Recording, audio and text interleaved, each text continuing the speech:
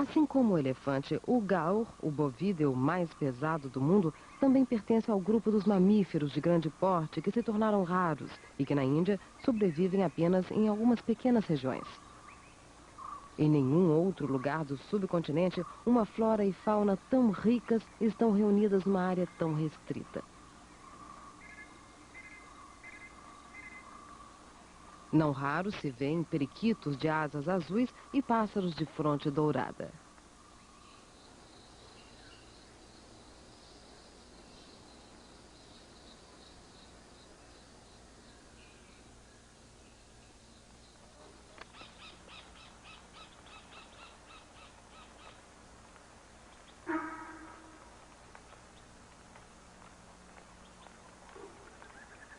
O sambar só aparece excepcionalmente de dia quando vai ao rio em busca de água.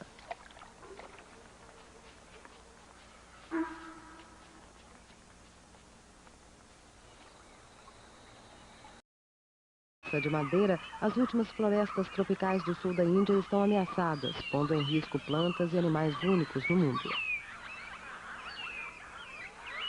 Estima-se que ainda exista em liberdade uma população de 800 vanderus.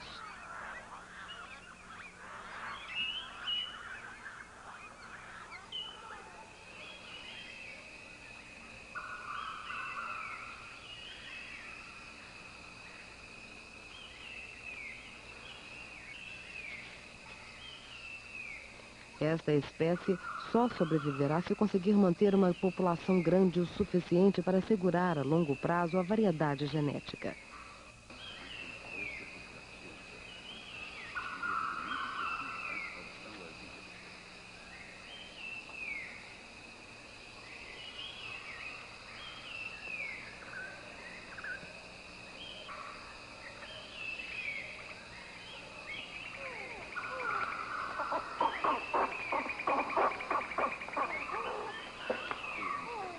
Durante a época de procriação, há muito nervosismo entre os vanderus. O macho tenta separar uma fêmea no cio do resto do grupo.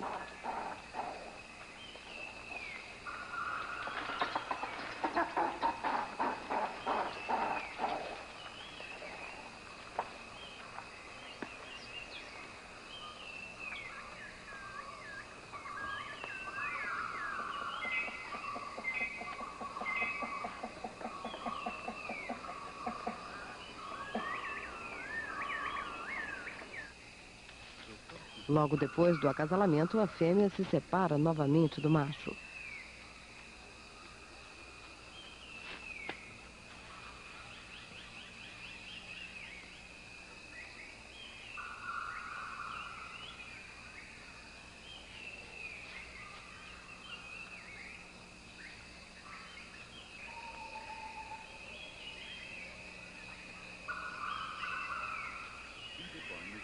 Muitas árvores agora estão carregadas de frutos maduros. Os vanderus podem escolher o que mais lhes convier. Este animal, que alcança o comprimento de 1 metro, é um dos poucos concorrentes do vanderu no que se refere à alimentação.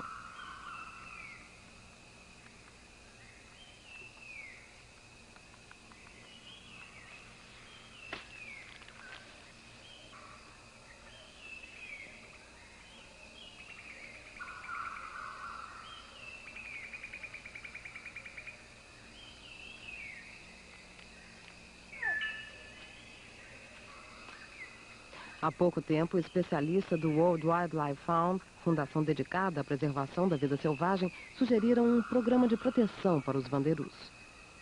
A partir do trabalho em conjunto realizado por cientistas indianos e instituições internacionais, deverá ser elaborada uma lista de medidas com a finalidade de preservar este primata ameaçado de extinção.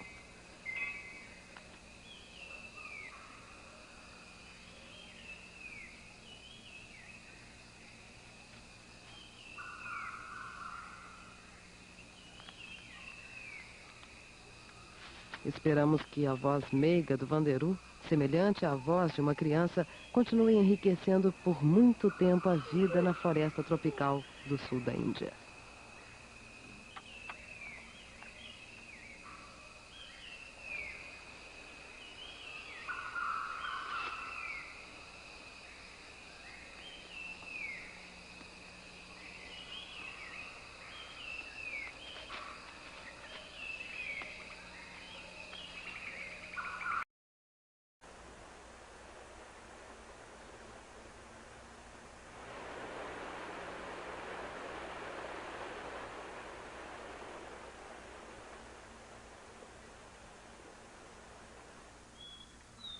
Para descobrir a pista desta raridade zoológica que é o Thar, foi necessário procurar sistematicamente durante 2 dias pelas encostas íngremes e cobertas de relva do pico Anaimudi.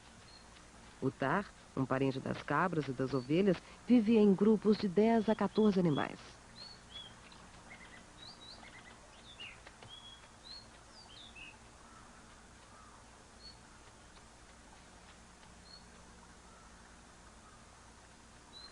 Os machos adultos podem ser reconhecidos pelas manchas claras nas costas, como se fossem celas de montaria.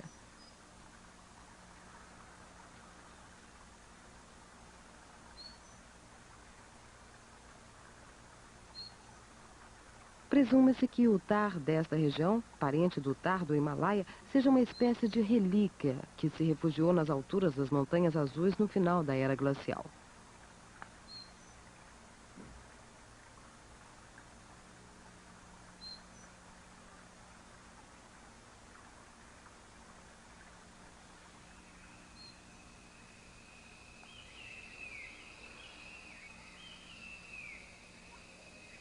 Após quase 3 meses de procura, já quase sem esperanças, finalmente conseguimos encontrar o Vanderu.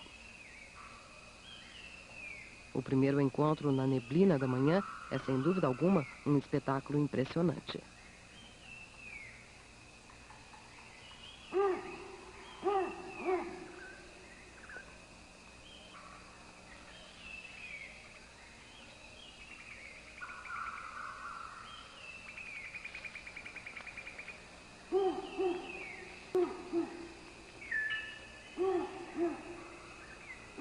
Enquanto o macho do grupo se apresenta imponente e ruidoso, ocorre uma interrupção involuntária das observações.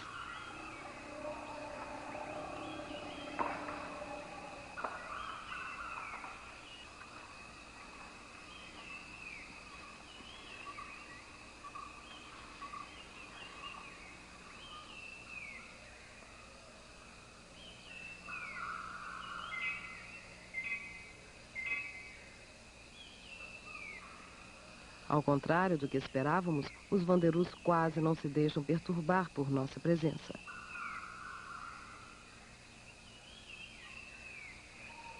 Enquanto isso, nossa câmera procura pacientemente ignorar as sanguessugas que tomam conta de seus pés.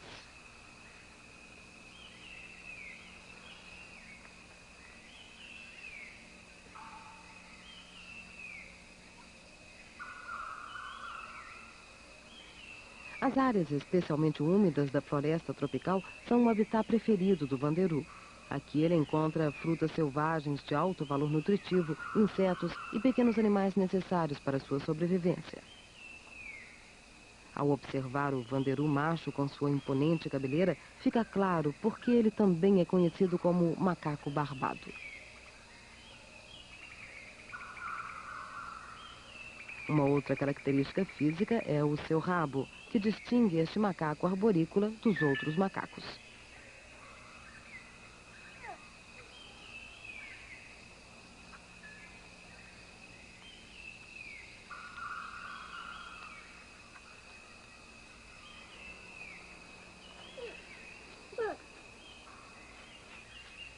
Pela maneira pacata e quase majestosa do Vanderu, os tamiles que vivem aqui deram a ele o nome de Singalã, o macaco-leão, talvez o nome mais adequado de todos.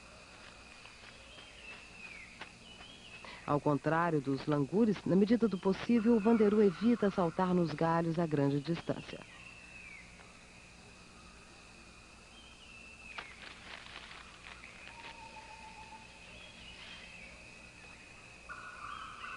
Por seu porte, por seu caráter pacífico e pelos sons que produzem, as tribos aqui estabelecidas veneram o Vanderu como um sábio deus das florestas. O som emitido por esse macaco serve para comunicação e é muito semelhante ao som produzido pelo homem.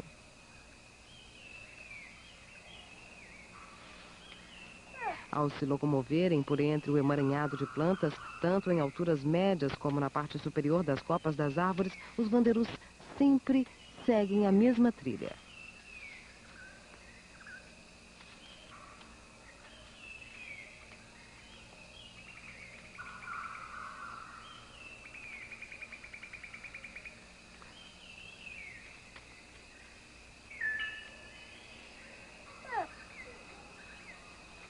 Ao saltarem, evitam galhos frágeis ou arriscados, seguindo caminhos que parecem ter sido testados há anos. Durante as caminhadas, a mãe carrega os filhotes na barriga. Só durante as pausas de descanso é que os pequenos podem pesquisar as redondezas, mas sempre sob as vistas da mãe. As primeiras viagens solitárias dos filhotes são sempre vigiadas pelo olhar atento do macho do grupo, que no mais pouco se importa com seus descendentes.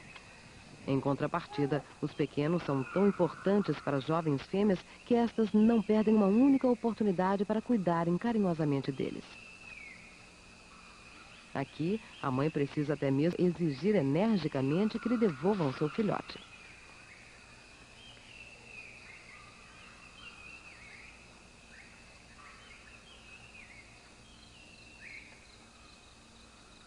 Logo em seguida, permite que o filhote novamente faça seus pequenos passeios, já que outras fêmeas adoram cuidar deles.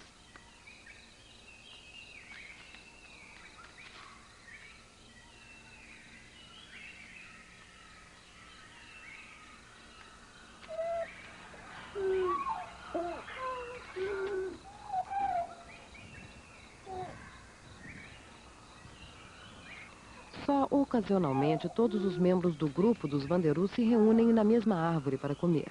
Nesse caso, foram atraídos pela fruta madura e cheirosa de uma árvore de biscóvia.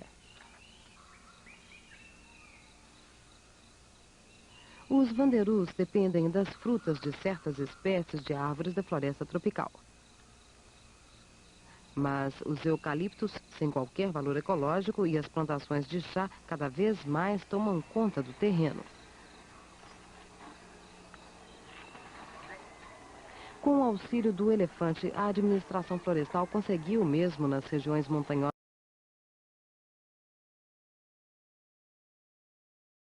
o macaco de gorro pode ser classificado como qualquer coisa, mas, de modo algum, constitui uma raridade nessa região. Esses primos dos Wanderus também pertencem à família dos primatas, dividida em várias subespécies.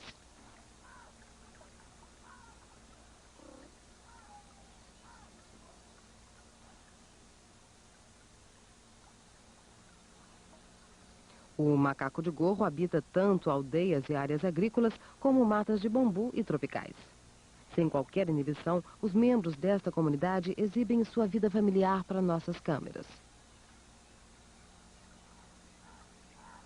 O ponto alto é o cuidado que dedicam aos pelos alheios. Esse cuidado é importante na organização das relações sociais dentro do grupo.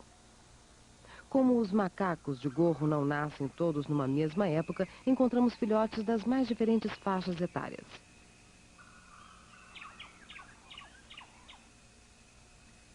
Durante as primeiras semanas de vida, a mãe, preocupada e receosa, não permite que nem mesmo os membros do grupo se aproximem do bebê.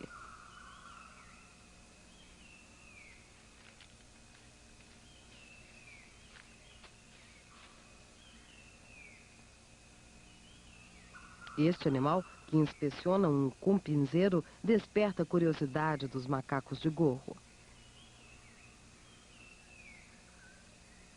As fortes tempestades dos últimos dias encheram de água os canais subterrâneos do cupinzeiro, deixando sua população em polvorosa. Agora, com o início da época de chuvas, os insetos alados partem em bandos para o voo de acasalamento. Para os macacos de gorro, eles são uma iguaria rara e bem-vinda em seu cardápio, essencialmente composto de vegetais. Mas é preciso aprender a pegar a presa em pleno voo. Os mais jovens parecem ficar um tanto perplexos quando descobrem as melhores técnicas para agarrá-los.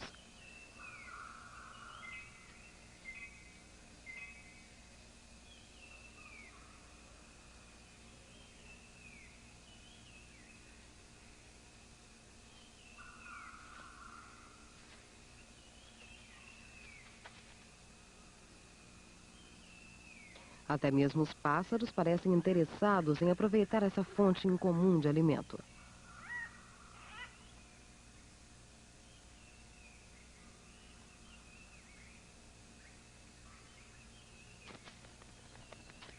Com seu bico grosseiro, próprio para comer frutos, ele precisa realmente se esforçar para conseguir alguma comida.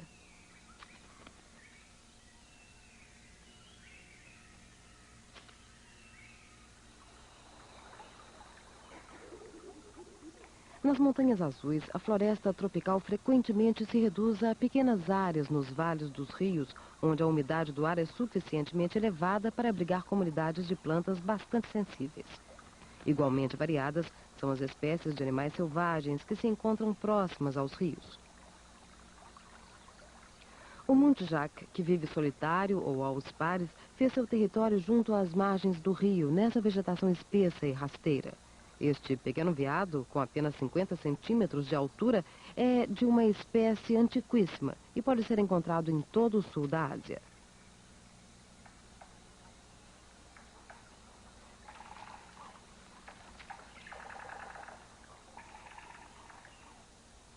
Podemos encontrar a causa dos nervosos sinais de alarme emitidos por esse pequeno animal um pouco mais abaixo, junto ao rio.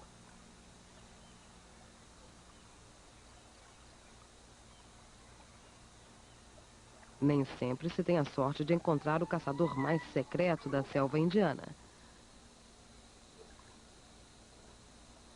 Uma matilha destes discretos cães de pelo avermelhado fez uma caça espantosa. O sambar abatido tem mais ou menos 5 vezes o peso de um desses cães. Os cães selvagens da Ásia compensam o pequeno porte com uma enorme resistência. Perseguem sua vítima por horas a fio, até que essa fique exausta. Os integrantes da matilha, que pode reunir até 30 cães, se revezam durante a perseguição. Os cães de pelo avermelhado, parentes do lobo, não ladram. Enquanto repartem a caça, eles apenas ganem. A gralha da selva espera impaciente poder partilhar a refeição.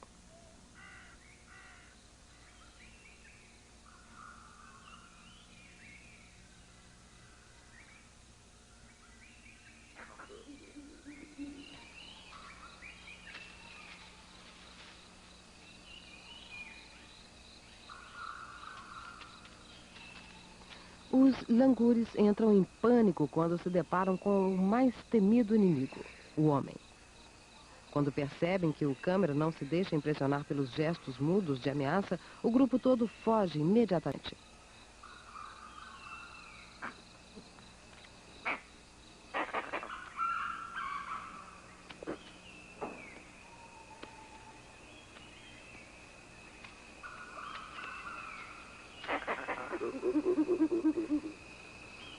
Em câmera lenta fica clara a segurança com que os langures se movimentam pelos galhos.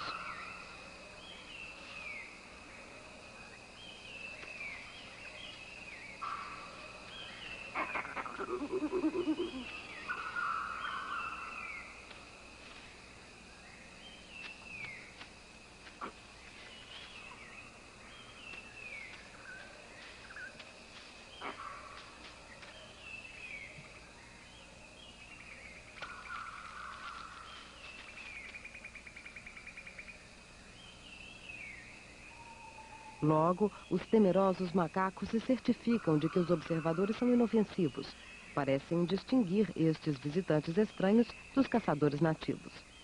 Vários membros das tribos da região das montanhas perseguem constantemente o macaco preto, já que atribuem à sua carne poderes mágicos de cura.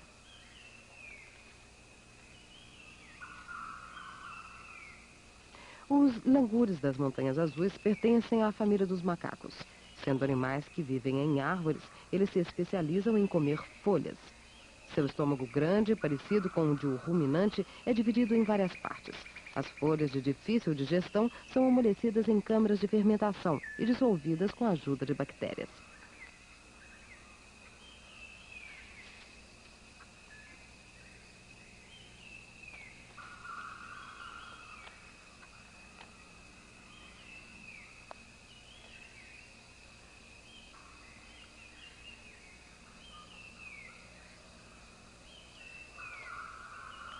Estes macacos tão ágeis nas árvores ousam pisar no solo apenas em ocasiões especiais, quando, por exemplo, como é o caso, existem folhas realmente suculentas.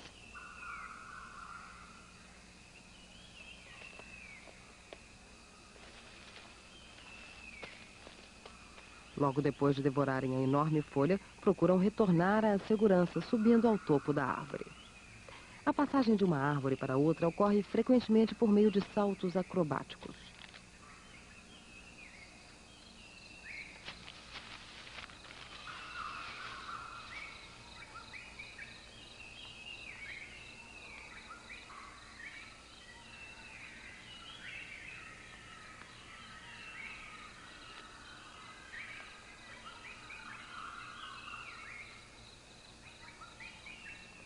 Depois de uma farta refeição, os langures fazem longas pausas de descanso. Eles aproveitam a siesta para cuidar do pelo.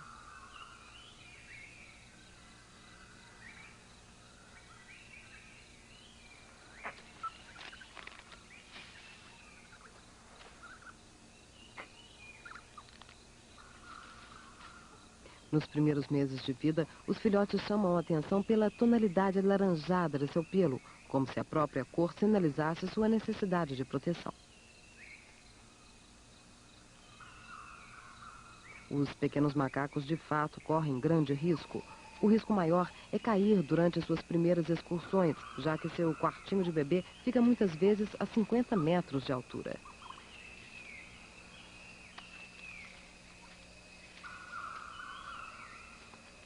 Mas já aos 6 meses, movimentam-se pelos galhos destas árvores gigantescas com a mesma desenvoltura dos adultos.